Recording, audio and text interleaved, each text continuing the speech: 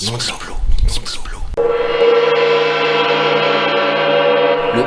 non diplomatique. Le phénomène BTS par Anne Trotter, chroniqueur occasionnel à Seul Tout Production. On prend forcément un coup dans la gueule quand on ne remet pas le pied sur le continent de la tendance, du souffle nouveau. Ce continent, mon esprit ne l'a jamais quitté, mais mon corps, lui, peu à peu semble s'en éloigner imperceptiblement au fil des nuits, au fil des verres, au fil des drogues. Ce continent, c'est la jeunesse. Alors qu'est-ce qu'être jeune en 2019 ? Faire de la trottinette ? Non. Manquer d'argent pour s'acheter des trucs de jeunes, abonnement Netflix, Spotify, les prestations d'une escort girl ? Non plus. En cherchant en vain à cultiver ma propre jeunesse à travers des sales souvenirs, ou inversement, je suis devenu ce qu'on appelle plus communément un vieux monsieur aigri. Mais des fois non. Aujourd'hui, je prends une aspiration et mon déambulateur pour faire un pas en avant vers la reconnaissance de mon statut de vieux et m'intéresser à un phénomène vraiment jeune, lui, purement révolutionnaire, aussi révolutionnaire que le livre Révolution d'Emmanuel Macron, c'est dire si c'est révolutionnaire et innovant, un phénomène qui s'appelle BTS. Pour les personnes comme moi, qui ont eu le malheur de naître avant 2003, ou pour les personnes qui n'ont pas sous leur toit d'ados femelles, ou d'ados mâles qui se cherchent encore sexuellement, ces trois petites lettres mises bout à bout ne désignaient qu'une période de 2 ans, synonyme d'anxiété, de nuit blanche, mais aussi de sexe voluptueux.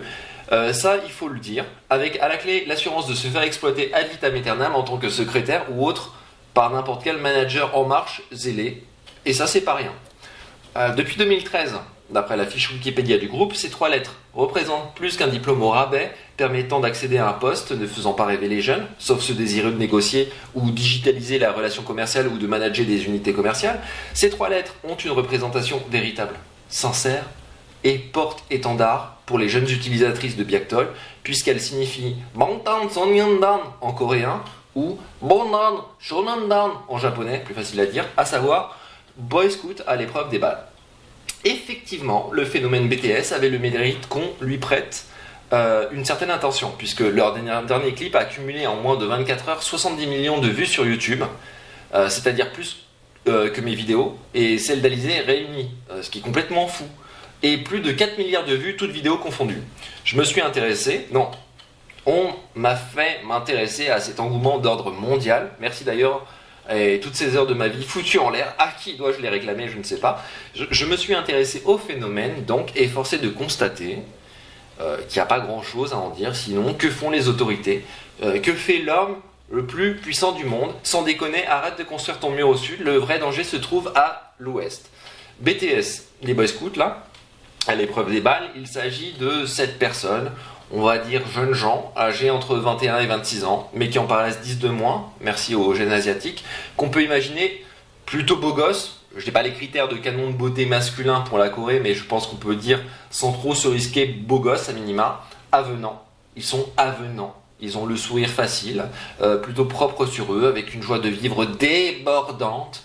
Certaines se risqueraient même à dire qu'ils croquent la vie à pleines dents, et à ces dernières je leur dirais pitié, arrêtez d'utiliser cette expression de chiasse sérieusement, je n'en peux plus des gens qui croquent la vie à pleines dents.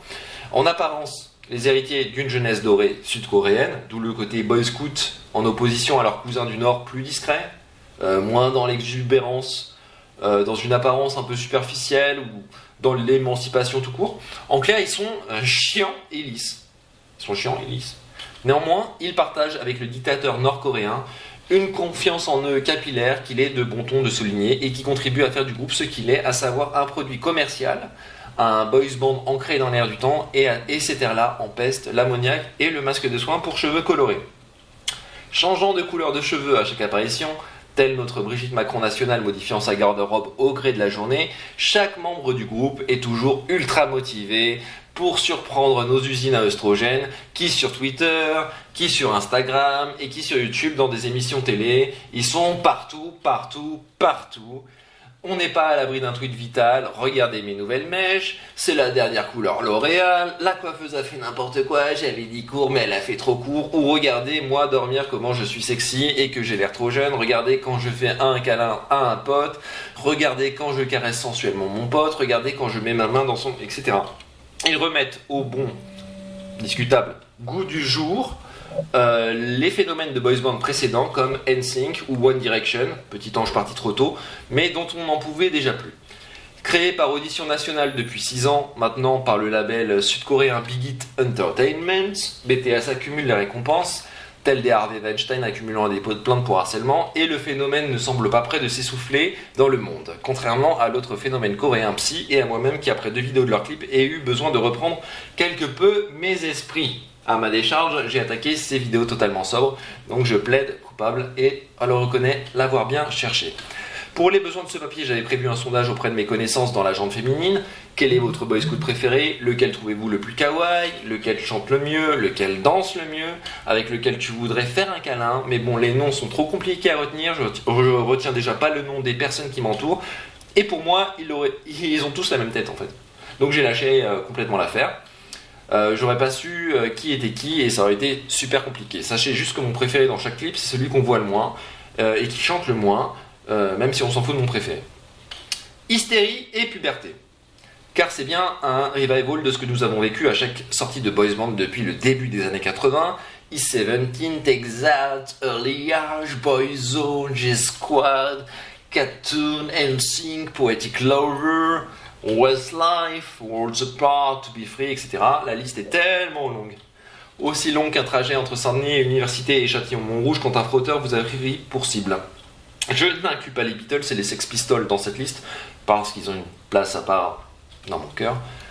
Ce funeste cortège est accompagné des séquelles, propres à chaque vague de boys band, c'est-à-dire des hordes de fans hystériques, poussant jusque dans les aigus à un malaise que je qualifierais de post-ado, hormonal et sans concession. J'ai poussé la recherche sur BTS, et comme j'ai fini par ne pas faire ce satané sondage, j'ai dégagé du temps, afin de savoir ce qui les distinguait des autres boys bands, et j'ai fini par moi-même être surpris. Et comme ne le dirait pas un zadiste de base, tout n'est pas tout noir ou tout blanc. J'ai relevé quelques zones de gris. Déjà en ce qui concerne la conception coréenne en elle-même du travail à fournir pour atteindre un résultat, sur l'acharnement quasi-stakhanoviste à la recherche de la meilleure façon d'arriver qualitativement au dit résultat, on peut dire que les Coréens se posent là. Je m'explique, la phrase était trop longue, j'en ai conscience.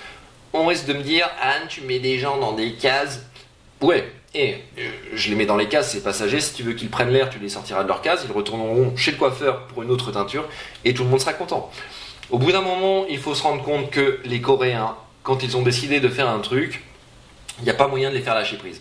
Ils sont comme, par exemple pour nous en France, ils seraient comme des gilets jaunes attachés à leur rond-point. Ils n'en démordent pas. Pour citer des exemples geeks, oui bon, ça faut pas s'exciter, ça reste des Coréens, c'est pas demain qu'ils gagneront la Coupe du Monde de football, ou qu'ils repartiront avec une palme au Festival de Cannes. Mais que ce soit pour Overwatch, League of Legends, StarCraft, en compétition sur la scène mondiale, les mecs sont là. Bon, quand il s'agit de se défendre ou de tenir l'alcool, les mecs sont moins là. Mais on peut pas être partout. Sinon, pour souligner l'avant-gardisme des Coréens, à une époque pas si lointaine encore, les gamers étaient tranquillement chez eux derrière leurs écrans, sans rien demander à personne, juste tenter de réaliser des sauts gros points à Dokken, la base, j'ai envie de dire, ou raser des civilisations sur des jeux de gestion, peu importe. En Occident, on en était encore à la chasse aux sorcières, à désigner Lady Gamer du doigt aux soldats allemands, à les stigmatiser, à leur jeter des pierres, tout en glorifiant les culturistes et les mecs qui avaient des scooters. Ça sent vécu? Bah oui, c'est du vécu en fait. Vous nous avez bien cassé les couilles avec vos scooters. Et il n'y avait pas de hashtag à l'époque, protège ton gamer.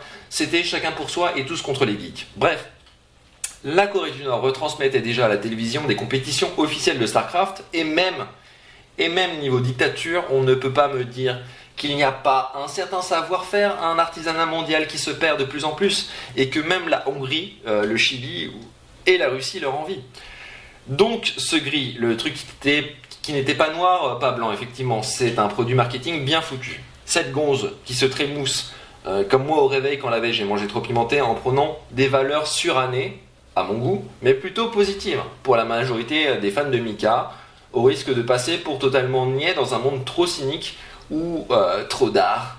Dénonciation des problèmes sociaux, des pressions, rudesse du système scolaire coréen, contrôle de l'information, le féminisme. Les mecs sont des mondes diplômes sur pattes. Ça balance, et même le consumérisme.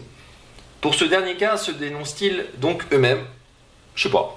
C'est du coréen, on ne pige rien, et franchement, j'ai déjà passé trop de temps à voir leur gueule, même si ils m'ont fait rêver, moi aussi, et qu'à un moment, je me suis surpris à presque passer de l'autre côté, à sentir mon corps devenir tout chose. Le résultat final est une bouillie pop indigeste qui arrive presque, on ne va pas s'exciter, à être supportable grâce à la présence des 3 rappeurs. Ah ouais, merde. J'ai oublié d'en parler. Ah, il y a 4 chanteurs et 3 rappeurs qui perpétuellement cassent la structure indigente de leur production. Mention spéciale tout de même pour la chanson DNA avec les paroles suivantes. Ne crains rien, amour. Tout ceci n'est pas une coïncidence. Nous sommes complètement différents, chérie. Tous deux avons trouvé le destin. Qui pourraient être les mots de n'importe quel stalker ayant coincé sa victime dans une ruelle, ou celle d'un gaveur de GHB en boîte de nuit, mais qui forcément, dans la bouche des BTS, sonnent totalement différemment. Bah oui, ils sont mignons, eux. La danse, les chorégraphies occupent une place prédominante, et à cet égard, moi-même, je ne suis pas mort du trémoussage prononcé. J'admets que l'ensemble rentre dans une esthétique et est cohérent. Mais le Seigneur des Anneaux aussi est cohérent, ça ne l'empêche pas d'être vraiment chiant. 3h48 version longue, Jesus Christ the Lord. Je reconnais, après m'être infligé moult reportages, que chaque gonze justifie largement sa présence au sein du groupe. Plus que moi, je ne justifierais ma présence à une réunion des sabres anonymes.